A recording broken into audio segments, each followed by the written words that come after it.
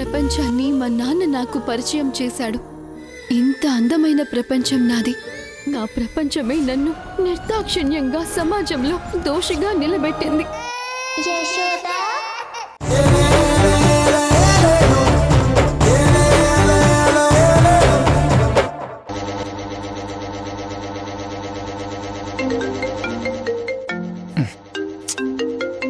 ఈ టైంలో ఎవరు? అమ్మమ్మ ఏంటి ఈ టైంలో ఫోన్ చేస్తుంది? ఈ టైంలో ఫోన్ చేసావేంటమ్మమ్మా? ఏం చేస్తున్నారా మనవడా? స్విమ్మింగ్ పూల్లో దూకి ఈత కొడుతున్నాను. లేకపోతే ఏంటి, ఈ టైంలో ఎవరైనా ఏం చేస్తుంటారు? పడుకునే కదా ఉంటారు. అది కాదురా, కొత్త చోటు కదా, నీకు నిద్ర పట్టిందో లేదో అని చేశాను. నిద్రపోతున్నావా ఏంటి? నిద్రపోతున్నావా అని నిద్ర లేపు అడుగుతారా ఎవరైనా?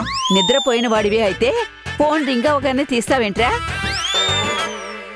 నాకు తెలుసురా, నువ్వు నిద్రపోవటం లేదని, నీకు నిద్ర పట్టదు అని. అయినా ఇక్కడ నువ్వు పడుకునే గది వాతావరణం ఏంటి, అక్కడున్న గది వాతావరణం ఏంటి, ఇక్కడ నువ్వు పడుకునే పరుపులో ఉన్న సౌకర్యం ఏంటి, అక్కడ పరుపులో ఉన్న సౌకర్యం ఏంటి? ఇప్పుడు అర్థమై ఉంటుంది వాళ్లతో ఎందుకు అలా మాట్లాడాను. ఏంటమ్మమ్మా ఈ టైంలో నాకు ఈ టార్చర్ ఎందుకు? ఎందుకు ఫోన్ చేసావో అది చెప్పు చాలు. ఎందుకు చేస్తాన్రా, నీ మీద బెంగతోనే చేశాను. ఆ గదిలో 5 నిమిషాలు ఉండలేకపోయాను నేను. ఒక్కపోతకి ఉడికిపోతూ ఉంటావు, దోమలతో కుట్టించుకుంటూ ఉంటావు. ఒరే, ఇప్పటికైనా మించిపోయిందేమీ లేదురా. కారుంది కాబట్టి వెంటనే బయలుదేరొచ్చేసే. ఇక్కడ హాయిగా నిద్రపోదువు గాని, కావాలంటే ఉదయాన్నే లేచి మళ్ళీ వెళుదువు గాని. నీకు బీపీ షుగర్లు ఎక్కువైపోయి నిద్ర పట్టట్లేదు, అందుకే నాకు ఫోన్ చేసి తల తింటున్నావు. నువ్వు అనుకుంటున్నట్టు నేనిక్కడ ఏమీ ఇబ్బంది పడట్లేదు, కంఫర్ట్గానే ఉన్నాను. నువ్వు ఫోన్ పెట్టేసి పడుకో, నన్ను పడుకోనివ్వు, నన్ను డిస్టర్బ్ చేయకు. సర్లే, నీకు నిద్ర వస్తుందంటే నువ్వు పడుకో. ఫోన్ నీ భార్యకి నేను మాట్లాడాలి. ఎవరికి? నీ భార్యకిరా. నా భార్య ఎక్కడుంది? నీ భార్య నీ పక్కనే ఉంటుంది కదా. లేదు, నేనొక్కడే పడుకున్నాను, తను వాళ్ళ అమ్మా నాన్నలతో పడుకుంది. పొద్దున్నే మాట్లాడిస్తానులే, నువ్వు పడుకో. సరేరా, పడుకో. అమ్మయ్యా, ఇద్దరు దూరం దూరంగానే ఉన్నారు. ప్రతిరోజు ఇలానే పడుకొని మీరు కథలు చెప్తూ మమ్మల్ని నిద్రపుచ్చుతుంటే బాగుంటుంది నాన్న. ఈరోజు కూడా అలాంటి కథే ఇంకొకటి చెప్పి నన్ను నిద్రపుచ్చండి నాన్న. నాన్నా, నాన్నా. దివ్య, ఏ దివ్య,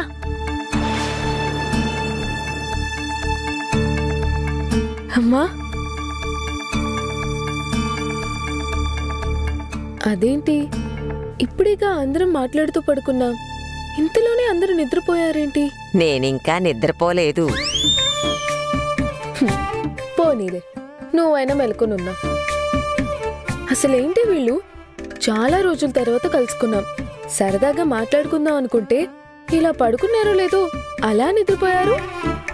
వాళ్ళు కూడా చాలా రోజుల తర్వాత సంతోషంగా ఉన్నారే. వాళ్ళు ప్రశాంతంగా ఉండి కడుపు నిండా తిని కంటి నిండా నిద్రపోయి చాలా రోజులైందే. అందుకే ఈరోజు వాళ్ల కడుపులతో పాటు మనసులు కూడా చాలా నిండుగా తృప్తిగా ఉన్నాయే. అందుకే అలా పడుకోగానే హాయిగా కునుకేసేశారు. నీకేంటే వసపిట్టలాగా ఎప్పుడూ వాగుతూనే ఉంటావు. వినేవాళ్లకి ఓపికండాలి కదా, వాళ్ళ నిద్రపోనివ్వే. ఏంటే నన్నంటున్నావు? ఈ వసపిట్ట లక్షణం నీ నుంచి వచ్చిందే కదా. నువ్వు వసపిట్టలా ఉన్నావు కాబట్టి నేను అలానే తయారయ్యాను. మరి నువ్వు సంతోషంగా లేవా? నువ్వెందుకు నిద్రపోవట్లేదు? ఈ ఇల్లంతా సంతోషంగా ఉన్నప్పుడు నేను మాత్రం సంతోషంగా లేకుండా ఎలా ఉంటానే? నేను సంతోషంగానే ఉన్నాను, కానీ ఎందుకో నిద్ర పట్టి చావట్లేదు. అవునులేవే, ముసల్దాని వైపోయావు కదా, దానికి తోడు బీపీ షుగరు ఉన్నాయి, ఇంకా నిద్ర ఎలా పడుతుందిలే. అయితే నువ్వు కూడా ముసల్దానివైపోయావా? నీకు కూడా నిద్ర పట్టట్లేదే? అవును కదా, నేను సంతోషంగానే ఉన్నాను, నాకెందుకు నిద్ర రావట్లేదు? ఎలా వస్తుంది? కొత్తగా పెళ్ళయింది. మొగుడు పెళ్ళాలు పగలంతా ఆటాపాట ఆడుకున్నారు. రాత్రి అయ్యేసరికి మొగుడు ఒకచోట పెళ్ళాం ఒకచోట పడుకుంటే నిద్ర ఎలా వస్తుందే? నీ నోట్లో నోరు పెట్టాను చూడు, నన్ను నేను కొట్టుకోవాలి. అటు తిరిగి పడుకో. కళ్ళు మూసుకుంటే అదే వస్తుంది నిద్ర. ఉన్నదంటుంటే నువ్వెందుకే ఎగిరిగిరి పడుతున్నావు? మొగుడు గుర్తొస్తుంటే నీకు నిద్ర ఎలా పడుతుంది? చంపేస్తా నిన్ను. నోరు మూసుకొని పడుకో.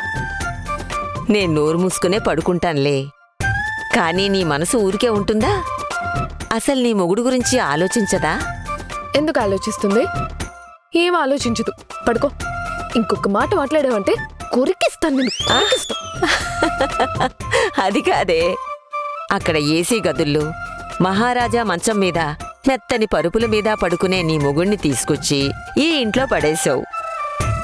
ఆ గదిలో ఉన్న ఫ్యాను సరిగ్గా తిరగడం లేదు. దానికి తోడు దోమలు కూడా యుద్ధం చేస్తున్నాయి. ఈ ఉక్కపోతకి ఆ దోమల దాడికి తట్టుకొని ఎలా పడుకుంటాడే? నువ్వు చెప్పింది కరెక్టేనే. పాపం నిద్ర పడుతుందో లేదో ఆయనకి. ఎలా పడుతుంది? పెళ్ళాం ఒకచోట మొగుడొక చోట పడుకుంటే ఏ మగాడికి మాత్రం నిద్ర పడుతుంది? అసలు ప్రాబ్లం పెళ్ళాం మొగుడు వేరువేరుగా ఉండటం కాదు, ఉక్కపోత వల్ల దోమల వల్ల నిద్ర పట్టకుండా ఉండొచ్చు. నేనెళ్ళి చూసొస్తాను. మధు, నిజమేనే బాబు, వెళ్ళి చూసొచ్చేస్తాను. నీ మీదొట్టు. సరే వెళ్ళు. ఏ వసపిట్ట, మళ్ళీ ఏంటే? వెళ్ళామా చూశామా వచ్చామా అన్నట్టుండాలి. అంతకంటే ముందుకు వెళ్ళకూడదు. ఇంకా ముహూర్తాలు పెట్టలేదు, హద్దులు దాటకుండా వచ్చేయాలి. మొహం పగిలిపోతుంది. నువ్వు నీ అర్థం లేని మాటలు. నేనెందుకు హద్దులు దాటానే?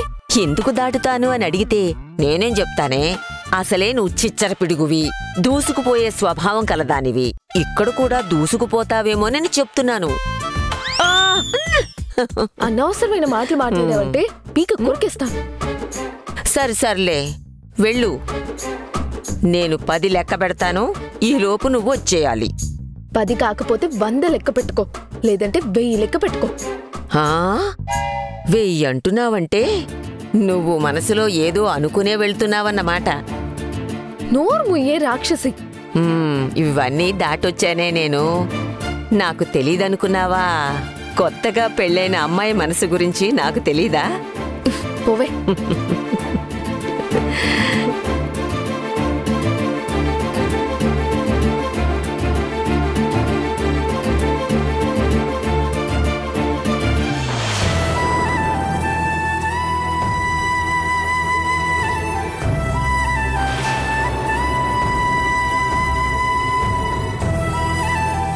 పాపం ఆయనకి నిద్ర పట్టట్లేదు.